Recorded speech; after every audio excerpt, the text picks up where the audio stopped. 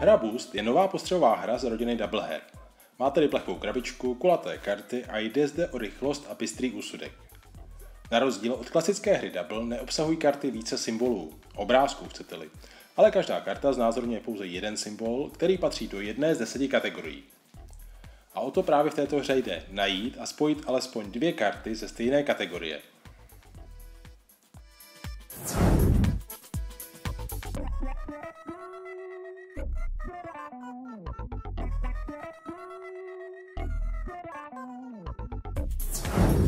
Na začátku hry zamícháme karty a rozdáme stejný počet karet mezi hráče.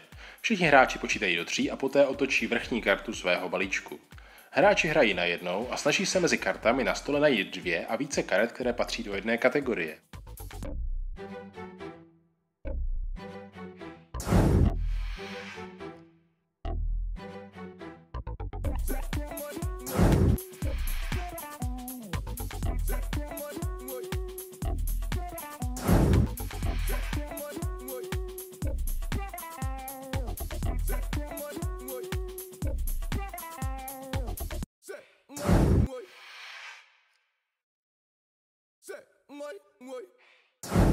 Hra Boost obsahuje ještě další varianty her.